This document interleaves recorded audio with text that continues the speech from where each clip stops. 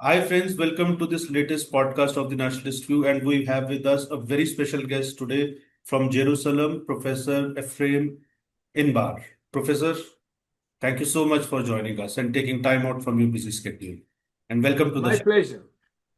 Let me give you a brief introduction of Professor Efraim Inbar. Professor Inbar, he had been Professor Emeritus of Political Science at Bar-Ilan University, currently is associated with Jerusalem Institute of Strategy and Security. He's a veteran authority on the Arab-Israeli conflict and strategic developments in the Middle East. He's also an expert on Israeli strategic doctrines. So there's a lot of things which are happening in Middle East. So we are going to take Professor's perspective on these things. So Professor, my first question is that how do you look at, there are two, for our viewers, if you can break down. So in the Middle East, generally there is a Shia Crescent and there is a Sunni Axis. So Iran basically leads the Shia Crescent, and Turkey and Qatar. And if I may say, at least in South Asia, we say that Qatar is also, Pakistan is also part of the Sunni Axis. So what are the perceived threats from Shia Crescent as well as from the Sunni Axis? How does basically Israel look at these two blocks, which are primarily anti-Israel blocks? So strategically, how do you look at it? What are the immediate strategic objectives of Israel in this way? Well, the Shiite Crescent or the Shiite Axis was led by Iran, which is one of the strongest countries and largest countries in the Middle East.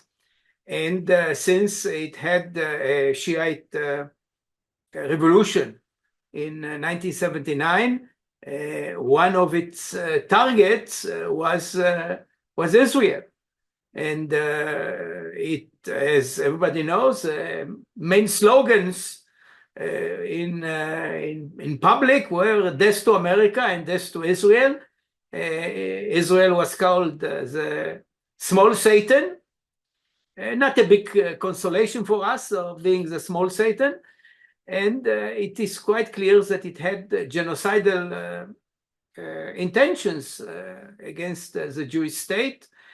We know there was even a clock in Iran, in Tehran, showing the time as gets close to the destruction, which should have been 2040. This tower was recently destroyed or partly destroyed by Israeli Air Force. And the main threat, of course, was the nuclear threat. Iran has worked for at least 20 years, 25 years on establishing an elaborate nuclear infrastructure. It enriched uranium at a very high degree, 60%, which is not that far from over 90% that produces weapon-grade material. And this was the main threat. But Iran, in a very sophisticated way, built a network of proxies around Israel. We call it a ring of fire in Israel. The primary proxy was Hezbollah in Lebanon, which basically took over the country. But it had other proxies, such as Hamas, Islamic Jihad in Gaza. Everybody knows that another proxy is the Houthis in Yemen. And Iran armed them, financed them, all those proxies, and those proxies became quite a dangerous threat for Israel.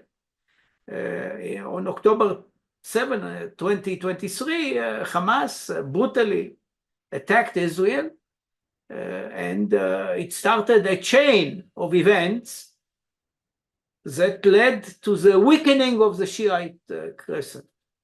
As Hamas is being closely to be defeated, Hezbollah was very weakened by our actions in Lebanon.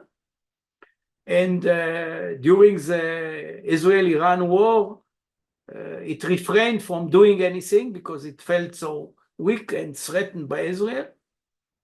And finally, the Israeli action in Iran, which was aided by the US Air Force,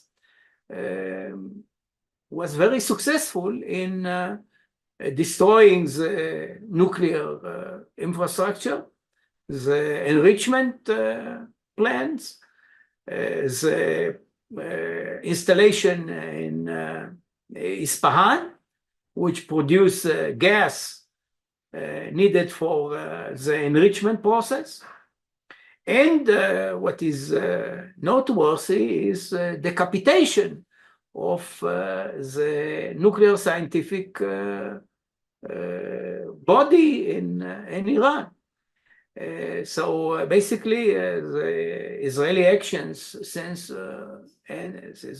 October 23 weakened tremendously the Shiite group. And we'll see how Iran will recover. But in the meantime, there is a vacuum in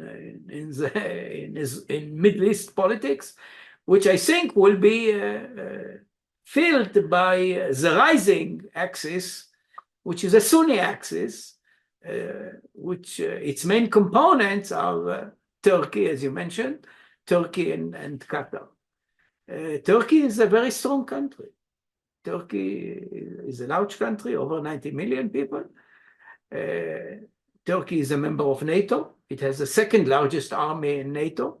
It's an army which is well equipped with American equipment, modern equipment. And in contrast to other NATO members, Turkey is ready to fight. The Turks are a fighting force. They are abroad in many places. They are in Syria. We've seen that their proxies in Syria have taken over the country. Their forces are in Iraq fighting Kurdish elements. They have a problem with the Kurds. And they are in other parts of the Middle East. They are in Libya. They fought with a Tripoli government in the civil war there, reversing the losses of the Tripoli government. They are in Qatar trying to defend the country from the Gulf states, which imposed some kind of sanctions against Qatar. They don't like Qatar.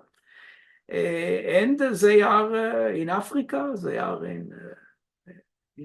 they try to establish a base in Sudan. So Turkey is very active all over the world. And it is aided by Qatar. Qatar is a small country, but very rich, as we all know. And its financial largesse is helping the Turks. Not only that, we should remember that Qatar is helping, financing all Sunni terrorist organizations. Taliban was there, and many other organizations which are aided also by Al Jazeera, which is a tremendous media powerhouse, which is at the service of the Qatari government. So we see a rising bloc. By the way, they affect also your neighborhood. They helped Pakistan in the recent war. I just read a piece about presence in Bangladesh, and they are trying to raised the idea of greater Bangladesh among some Muslim elements in Bangladesh, and of course they have links to South Asia. They are all over financing Sunni terrorist Islamic elements, and this is, of course, a great concern to Israel. And I think it should be also a concern to the Indian government. Professor, I just wanted to have your viewpoint on this recent ceasefire which took place between between Israel and Iran. How do you see this ceasefire? Because last time when Israel had a ceasefire with Hamas, so Hamas actually took this time or utilized that time, or I would say probably misused that time to regroup, to rearm itself, and then when the ceasefire broke, so then there has been fighting in Gaza, and the Israeli Defense Forces are fighting the same Hamas with whom they had brokered a ceasefire.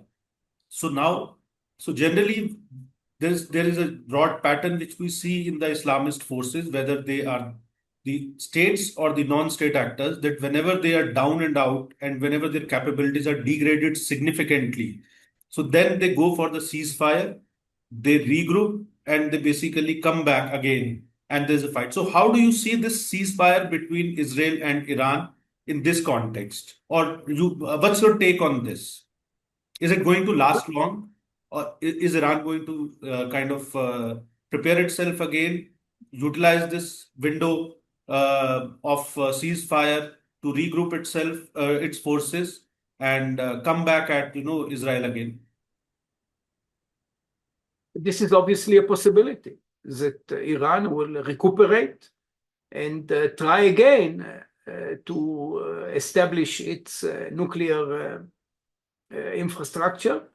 After all, the knowledge is there. Some of the best minds are no longer there because we took care of them.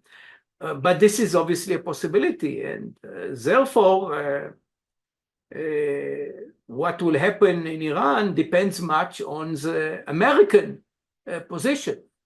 If the Americans intend to negotiate with Iran and try to get some kind of agreement, that this agreement should establish a very effective inspection of what happens in Iran in that area. There is another area which is of significance, and this is missile production, long-range missile production. So if the Americans indeed want to finish the job and to ensure that Iran is not returning to its capabilities soon, there must be such kind of regime in Iran. It is not clear yet if President Trump intends to follow this. He mentioned all the time that he wants to negotiate and to reach an agreement. I hope he is patient enough, and we know that Trump is not necessarily very patient, that he will try to bring about such an agreement with the Iranian regime. It's not clear also whether this regime has been shaken enough by this war, and maybe there will be events that will lead to a regime change. It's not easy. I'm not sure that it can be done from abroad. The Americans failed at political engineering in the Middle East, in Iraq, in Afghanistan, and I don't think that they have the appetite for nowadays for regime change in Iran. So there is a lot of uncertainty about the future.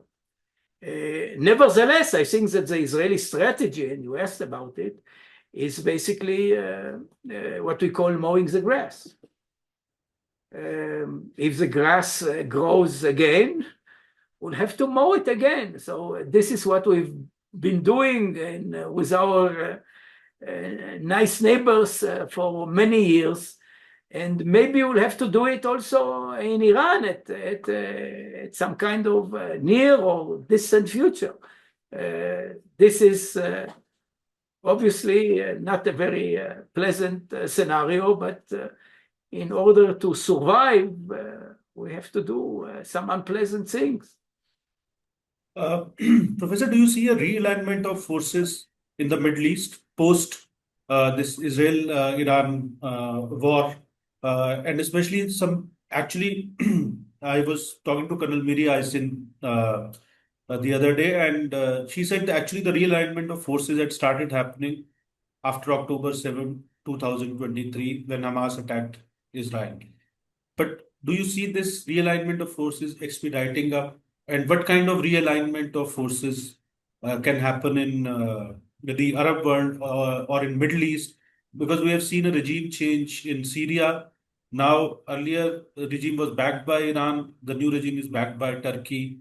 Then in the Arab world, there is not much acceptance of Turkey.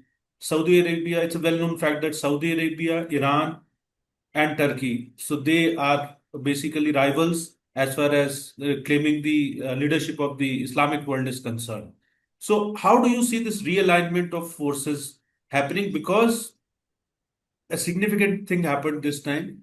What Israel was doing when it was fighting against not only Hamas but Iran, when this war happened, Israel was actually doing the work for the rest of the Western world. But they should have done that basically Israel was doing it. So there seemed to be some kind of a shift in the Western world's stance also if we compare its stance when Israel-Hamas conflict happened. The Western world was largely critical of Israel. But this time there seems to be a backing of the Western world. So overall, if you see what impact it will have on the Middle East in the short term and in the long run. Indeed, Israel was not always very popular, and we attract a lot of criticism for what we are doing. Preventive action is not always applauded by the Western world. We had preventive action against the nuclear installation in Iraq in 1981, against the nuclear installation in Syria in 2007, and we were criticized. But this time, we are not alone. This time, America joined us, and for the first time, actually, the United States decided on preventive action in a counter-proliferation mode. I think this eventful action might change attitudes in the West toward this type of action. And we'll see maybe in the future if Iran or other countries become a nuclear threat to their neighbors. We may see maybe American action or maybe concerted European, Western action against such states. So this is now definitely a greater possibility in the international arena, and I think this is an important change in the area of nuclear proliferation. About the Middle East, to make it perfectly clear, and I think that you will agree with me because how you phrased your question, we see a realignment of forces. We do not see a new Middle East in the sense that it will be a peaceful Middle East and everybody will be in harmony with each other. This is not in the cards. After all, the Middle East is still an area with a very conflict-ridden. Many states have conflicts. The use of force in the Middle East is part and parcel of the rules of the game. Also, we see a lot of failed states. states that do not have a strong central authority, which allows the emergence of a lot of militias, as we've seen in Lebanon, we see it in Syria. In Syria, there is no central control yet. As we see in Iraq, as we see in Libya, in Yemen, in Sudan. So in the Arab world, some states don't have the political culture that makes it easy to establish monopoly over use of force of the state. And this is, of course, a source of violence in those states, but also outside. As we've seen the Houthi in Yemen, there was a civil war, and the Houthis, which are one faction in this war, are attacking Israel, and they attacked also the United Arab Emirates, so they are a source of threat to other states in the region. So there will not be a new Middle East. What we see is that the Shiite axis was largely weakened, defeated. Maybe it will take some time until they will be able to recover. And in the meantime, we see, as we discussed just a few minutes ago, a new axis, Turkey and Qatar, a Sunni axis, which threatens, of course, what we call the so-called moderate states, moderate Arab states. You are right that Arabs are not enamored with the Turkish growing role. Turkey was an imperialist power. The Ottoman Empire was ruling over the Arabs for many years, for centuries, and they do not relish the potential Ottoman returning to the region. So this actually strengthens the Israeli alliance with the Gulf states, with the moderate, with Egypt, with Jordan.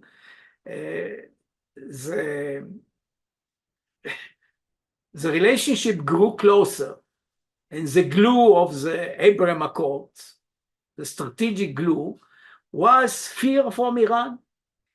Now Iran is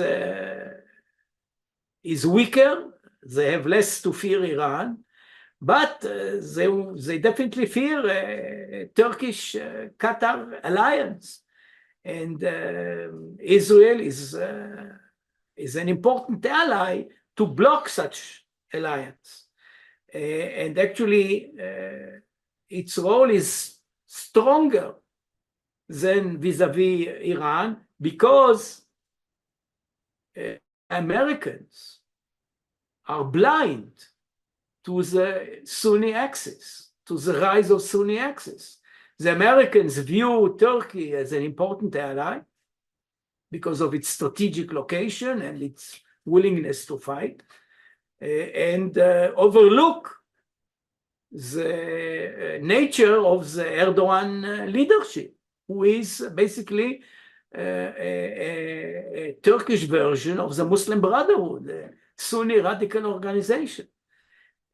Similarly, they view Qatar as a friend, ignoring its support for the Sunni radical organization all over the world.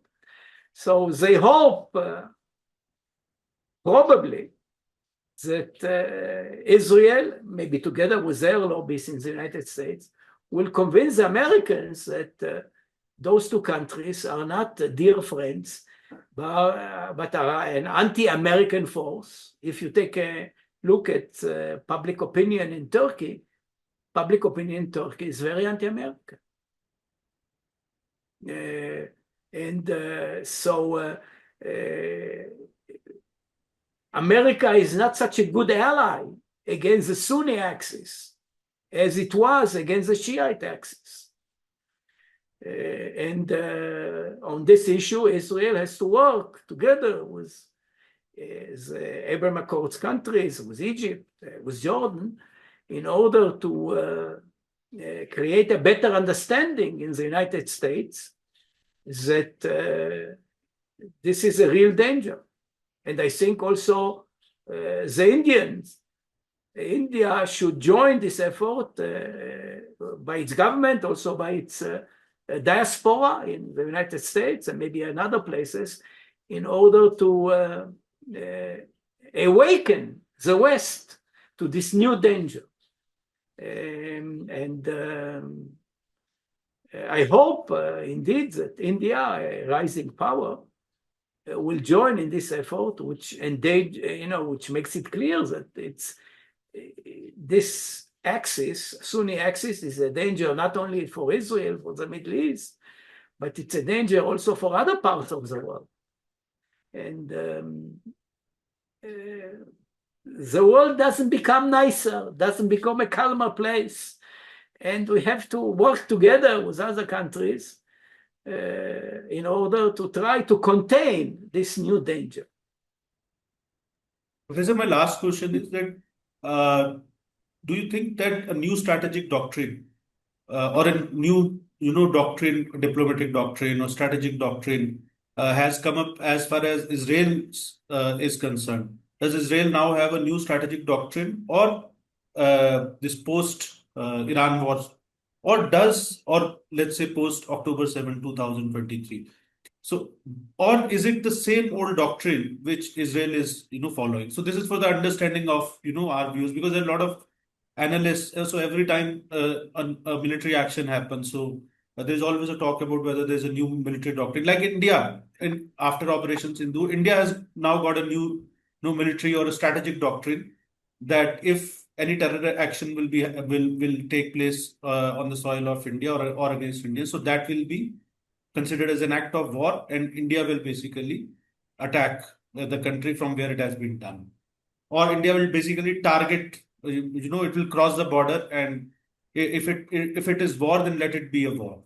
So does Israel now have because Israel has done preemptive strikes on Iran, and now US has also joined hands with Israel. So do you see any new doctrine, if you can explain it to our viewers, or what is the doctrine which Israel is following? I think that after October 23, there are clear changes in the Israeli strategic thinking. But there is also continuity. First of all, I want to mention the continuity, which is basically relying on a superpower, on a great power. After all, Israel is a small country. It is technically very advanced, but still it will have difficulties, particular financial difficulties, to produce advanced airplanes. And so we still rely on the United States to help us, particularly by providing the means. We use a Churchillian expression, give us the means and we'll do the job, in order to survive in our tough neighborhood. At the same time, we realize that what happened in recent years, in which containment became the main line of thinking, is no longer useful. In recent years, Israel used containment in order to face Hamas, Hezbollah, believing that they are a minor danger which we can contain, and we are interested in delaying the next round of violence, so we'll not react strongly to every provocation. This is over. I think Israel went back to the basic thinking of early years of the state, in which preemptive and preventive action should be employed in order to prevent the establishment or the building of large-scale threats to Israel. We are no longer willing to accept the accumulation of many long-range missiles or short-range missiles around our borders. This is simply something that Israel will not tolerate in the near future. I cannot speak about what will happen in the long-range future. I come from the land of the prophets, but I'm not a prophet. So it's very difficult to say what will happen. It depends, of course, on internal developments in Israel also, and external development. But it's quite clear that we are returning to be to have a more muscular response to any challenge, and we lost deterrence. Obviously, the events of October 7 indicate a loss of deterrence, and deterrence is something very fluid. It's a psychological notion. So in order to be able to deter, we have to be more active militarily in order to maintain deterrence. So this is part of the changes in Israeli thinking. I think we'll continue to emphasize investment in research and development in order to maintain our technological superiority, which is critical for a small nation facing many nations and large armies. We've seen the usefulness of our technological superiority in the opening air attack on Iran during this war, which was stunning. And on every standard, I think that everybody realizes that this was an extraordinary feat, and intelligence, and we'll continue to invest in intelligence in order to make it clear to everybody that it will be difficult to surprise us, and people that try to surprise us will pay a heavy price. And we've seen how Israel acted in Iran, the decapitation of the senior scientist is incredible. Some were, according to some rumors, some were killed in the bed of not their wives, but other women. So we had a very good intelligence about their whereabouts every moment. And this is, critical for fighting an effective modern war. Thank you, Professor Inbar, for sharing your perspective and breaking down such a complex situation which is there in Middle East for our viewers. And we'll be back soon with another conversation. And thank you so much once again for joining us from Jerusalem in such tough times for Israel. So our best wishes are with people of Israel. So stay safe, and we'll be back soon, hopefully again with Professor Inbar for another conversation. Thank you, Professor. I'll do my best, and all the blessings from Jerusalem, the holy city. Bye. All the best.